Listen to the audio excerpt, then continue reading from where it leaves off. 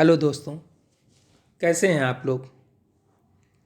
आशा है कि आपने इसके पूर्व का लेक्चर जो लेक्चर 3 है उसको आपने देख लिया होगा और उसमें जो समाजशास्त्र के उद्भव एवं विकास पर आधारित महत्वपूर्ण वस्तुनिष्ठ प्रश्न थे उन प्रश्नों को पढ़ लिया होगा और याद कर लिया होगा। इसी आशा के साथ हम लोग आगे बढ़ते हैं और देखते हैं कि ये समाजशास्त्र के उद्भव एवं विकास पर जो वस्तुनिष्ठ प्रश्न है उस कड़ी में इसका पार्ट नंबर 2 है जो लेक्चर 2 पर आधारित है।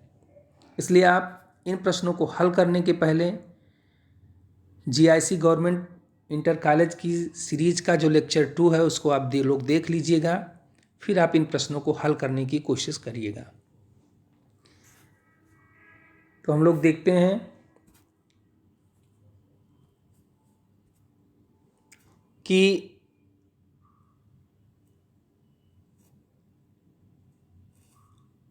लेक्चर 2 पर आधारित महत्वपूर्ण प्रश्न पहला है, औद्योगिक क्रांति कब हुई। प्रश्न है, औद्योगिक क्रांति कब हुई।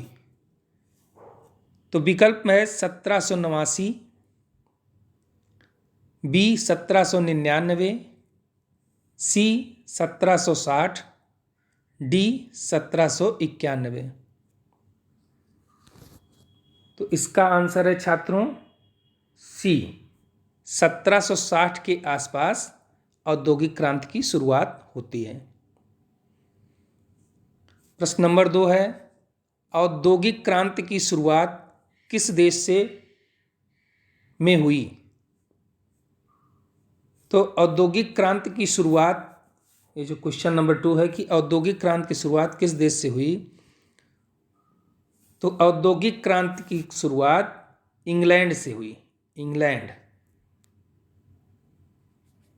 और इंग्लैंड अर्थात ब्रिटेन। तो इसका ऑप्शन बी सही होगा।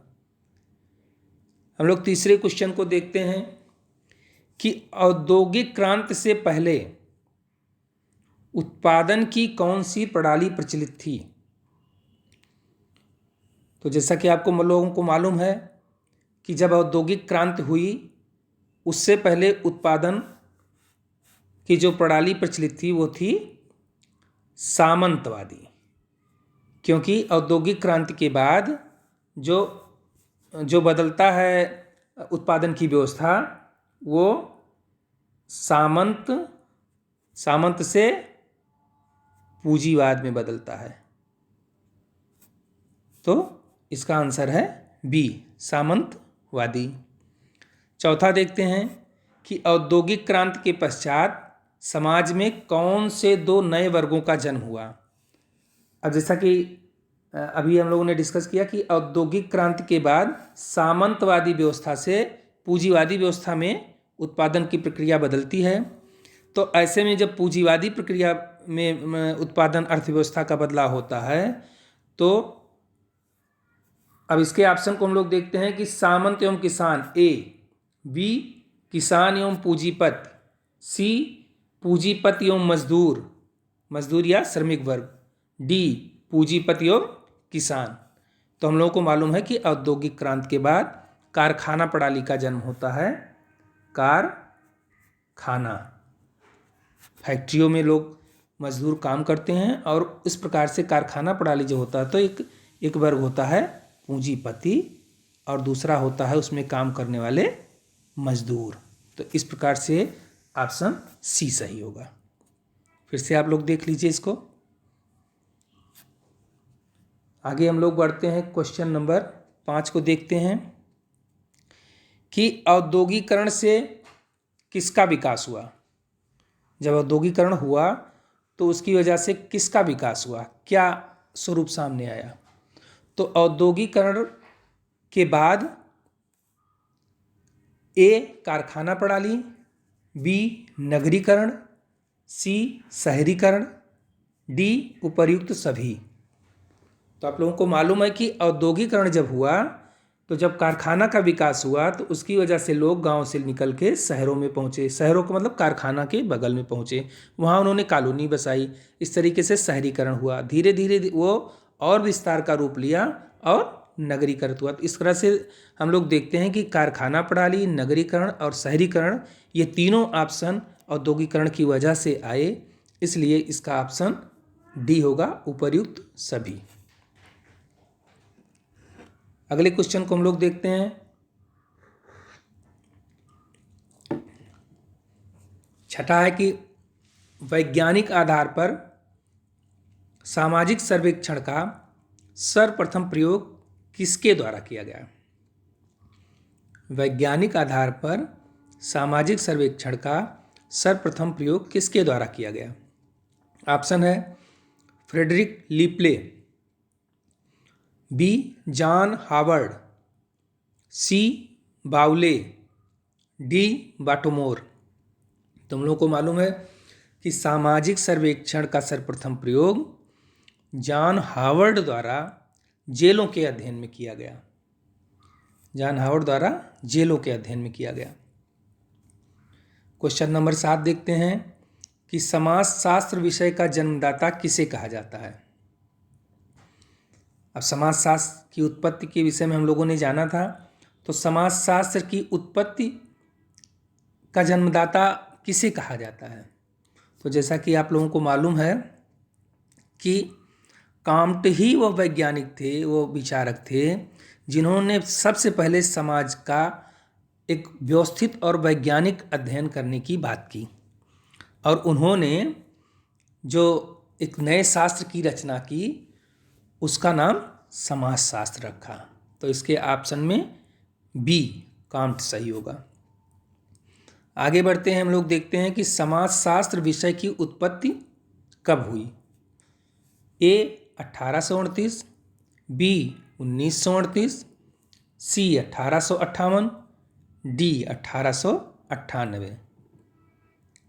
तो आपको पता है कि जो कांट ने समाजशास्त्र विषय की रचना की, नाम दिया, वह उन्होंने 1838 में दिया। तो इसके ऑप्शन में ए सही है। इसी तरह से देखें कि किसके द्वारा सोशल फिजिक्स नाम उपयोग में ले लिए जाने के कारण कांट ने अपने शास्त्र का नाम बदलकर समाजशास्त्र रख दिया। तो छात्रों, आपको पता है कि जब 1838 में समाजशास्त्र विषय नाम रखा, उससे पहले कांट ने अपने नए विज्ञान, नए शास्त्र का नाम रखा था सोशल फिजिक्स। और बाद में बेल्जियम के एक वैज्ञानिक थे जिन्होंने an essay on social physics नाम से एक लेख लिखा। तो सोशल फिजिक्स नाम उनके द्वारा प्रयोग में ले लिए जाने के कारण कांट ने अपने शास्त्र सोशल फिजिक्स का नाम बदलकर समाजशास्त्र रख दिया।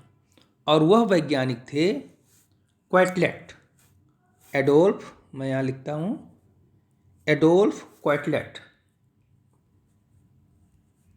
ये हैं एडोल्फ क्वाइटलेट, ये है क्वाइटलेट, ये क्वाइटलेट। और ये कहाँ के वैज्ञानिक थे? ये थे बेल्जियम के। ये आप लोग नोट कर लीजिएगा, परीक्षा में पूछा जाता है।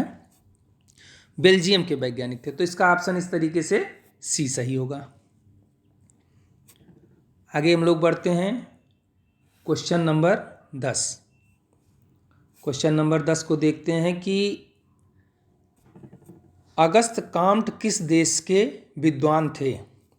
यहाँ से देखिए कि अगस्त काम्ट किस देश के विद्वान थे। तो अगस्त काम्ट, जैसा कि आपको लोगों को मालूम है कि अगस्त काम्ट फ्रांसीसी विद्वान थे। तो इसके ऑप्शन में सी फ्रांस के थे। अब क्वेश्चन नंबर 11 है कि त्रिस्तरीय नियम का प्रतिपादन किसके द्वारा किया गया। अब जब समाजशास्त्र का विकास सनई सनई शुरू हो गया, समाजशास्त्र विषय की रचना हुई 1838 में, तो उसके बाद त्रिस्तरीय नियम का प्रतिपादन काम्ट द्वारा किया, अगस्त काम्ट द्वारा किया गया। Option B. इसी तरीके से विज्ञानों का वर्गीकरण क्लासिफिकेशन ऑफ साइंसेज किसके द्वारा किया गया? तो इसका भी आंसर काम्ट है। काम्ट द्वारा ही विज्ञानों का वर्गीकरण किया गया। अगले प्रश्न को हम लोग देखते हैं कि समाज का उद्विकासीय सिद्धांत किसने दिया? समाज का उद्विकासीय सिद्धांत किसने दिया? दुर्खीम, मार्क्स, काम्ट और स्पेंसर। तो आप लोगों को मालूम है कि प्राणियों के उद्विकास का सिद्धांत डार्विन ने दिया था और डार्विन के उद्विकासीय सिद्धांत से प्रभावित होकर हार्वर्ड स्पेंसर ने समाज का उद्विकासीय सिद्धांत प्रस्तुत किया। तो इस तरीके से इसका जो है ऑप्शन डी सही हो जाएगा, हार्वर्ड स्पेंसर। क्वेश्चन नंबर 14 देखते हैं कि प्रत्यक्षवाद की अवधारणा किसने दी? अब आप लोगों को मालूम है कि समाज शास्त्र का जो सर्वप्रथम व्यवस्थित एवं वैज्ञानिक अध्ययन करने की बात की गई समाज का, वो किया गया ऑगस्ट काम्ट द्वारा। तो इसके ऑप्शन में जो मार्क्स, स्पेंसर और दुर्खीम, तो डी नंबर पे काम्ट हैं, तो काम्ट ही इसके सही उत्तर हैं। प्रश्न नंबर 15 देखते हैं कि समाज के श्रम विभाजन का सिद्धांत किसने किया? तो जैसा कि आप लोगों को मालूम है कि समाज के श्रम विभाजन का सिद्धांत division of labour in society, यह सिद्धांत दिया था इमाइल दुर्खीम ने, ऑप्शन बी। आगे बढ़ते हैं हम लोग छात्रों और देखते हैं कि इस कड़ी में अगला प्रश्न है द्वंद्वात्मक भौतिकवाद की अवधारणा किसने दी? द्वंद्वात्मक भौतिकवाद की अवधारणा ए मार्क्स, बी दुर्खीम, सी स्पेंसर, डी काम्ट। तो हम लोगों ने पढ़ा है द्वंद्वात्मक भौतिकवाद की अवधारणा मार्क्स ने दी। इसी तरह से वर्स्टेहन मेथड किसने प्रतिपादित किया? वर्स्टेहन मेथड मैक्स वेबर द्वारा प्रतिपादित किया गया। अगला क्वेश्चन है आत्महत्या का सिद्धांत किसने दिया? तो आत्महत्या का सिद्धांत ऑप्शन है काम्ट, दुर्खीम, मार्क्स, स्पेंसर। तो आत्महत्या का सिद्धांत दुर्खीम ने दिया, सुसाइड। अगला प्रश्न देखते हैं क्वेश्चन नंबर 19, दास कैपिटल किसकी पुस्तक का नाम है? दास कैपिटल, तो दास कैपिटल आपको पता है कि इसको पहले ऑप्शन में काम्ट, दूसरे में मार्क्स, तीसरे में स्पेंसर और चौथे में वेबर। तो यह पुस्तक मार्क्स द्वारा लिखी गई है। अगला प्रश्न है Protestant ethic and spirit of capitalism किसकी पुस्तक है? Protestant ethic and spirit of capitalism किसकी पुस्तक है? ए मार्क्स, बी स्पेंसर, सी वेबर, डी दुर्खीम। तो जैसा कि आपको मालूम है कि इस पुस्तक पे विचारों और धर्म का प्रभाव किस तरीके से आर्थिक विकास पर पड़ता है, इसकी चर्चा मैक्स वेबर द्वारा की गई है। तो यह पुस्तक लिखी गई है मैक्स वेबर द्वारा। ऑप्शन सी सही है। प्रश्न नंबर 21 देखते हैं कि वर्ग संघर्ष की अवधारणा किसने दी? वर्ग संघर्ष, क्लास कॉन्फ्लिक्ट। तो क्लास कॉन्फ्लिक्ट जब संघर्षवादी विचारक हैं ये हैं मार्क्स। वर्ग संघर्ष की अवधारणा कार्ल मार्क्स ने दी। अगला प्रश्न है the rules of sociological method नामक पुस्तक किसने लिखी है? The rules of sociological method नामक पुस्तक किसने लिखी है? ऑप्शन है काम्ट, बी स्पेंसर, सी दुर्खीम, डी वेबर। तो हम लोगों को मालूम है कि शोध प्रविधि के ऊपर कोई भी पुस्तक जो लिखी गई वो सर्वप्रथम पुस्तक थी the rules of sociological method, और ये लिखी गई फ्रांस के विद्वान इमाइल दुर्खीम द्वारा। अगला प्रश्न हम लोग देखते हैं दोस्तों की प्रश्न नंबर 23 है कि बाटोमोर ने समाजशास्त्र के विकास को कितने चरणों में बांटा है। बाटोमोर ने समाजशास्त्र के विकास को कितने चरणों में बांटा है। Option A 6, option B 4, option C 5, option D 6। तो हम लोगों को मालूम है कि बाटोमोर ने समाजशास्त्र के विकास को 4 चरणों में विभाजित किया है। तो इसका ऑप्शन बी सही होगा। ये प्रश्न पूछा जाता है।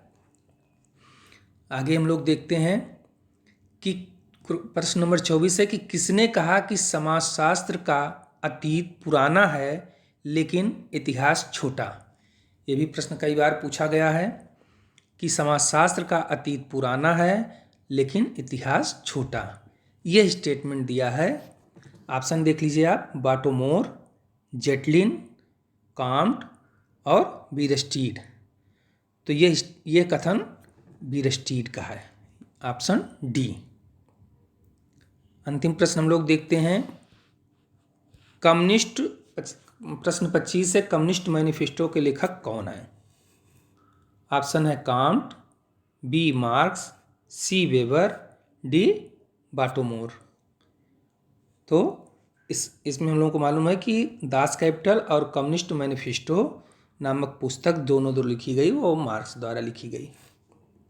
तो ऑप्शन बी इसमें सही है। एक प्रश्न और मैं आप लोगों को बोलता हूँ छात्रों कि जेटलिन एक विद्वान थे, जेटलिन। उन्होंने कहा कि समाजशास्त्र की उत्पत्ति 2 विचारधाराओं की आपसी अंतःक्रिया के फलस्वरूप हुआ है। 2 विरोधी विचारधाराओं, अब ध्यान दीजिएगा कि 2 विरोधी विचारधाराओं की अंतःक्रिया के फलस्वरूप हुआ है। और वो क्या है, पहली बताते हैं कि वो प्रगति की विचारधारा। क्या है? प्रगति की विचारधारा। और दूसरी है व्यवस्था की विचारधारा। प्रगति की विचारधारा और व्यवस्था की विचारधारा, ये भी प्रश्न कई बार पूछा गया है दोस्तों, इसलिए मैंने इसको आप लोगों के सम्मुख रख दिया। आप इसको नोट कर लीजिएगा, याद कर लीजिएगा कि जेटलिन ने कहा है कि समाजशास्त्र की उत्पत्ति 2 विरोधी विचारधाराओं के फलस्वरूप हुई है। पहली है प्रगति की विचारधारा और दूसरी है व्यवस्था की विचारधारा। ये वीडियो यहीं पे मैं समाप्त करता हूँ। आशा है आपको यह वीडियो पसंद आया होगा। यह प्रश्न जो आए हैं ये बहुत ही महत्वपूर्ण है, आप लोग इसे याद कर लीजिए। धन्यवाद। और हाँ, अगर आप लोगों ने अभी तक मेरे चैनल को सब्सक्राइब नहीं किया है तो प्लीज़ चैनल को सब्सक्राइब करिए, शेयर करिए, लाइक करिए, कमेंट करिए, क्योंकि आपके कमेंट्स मेरे लिए बहुत ही महत्वपूर्ण है। धन्यवाद दोस्तों।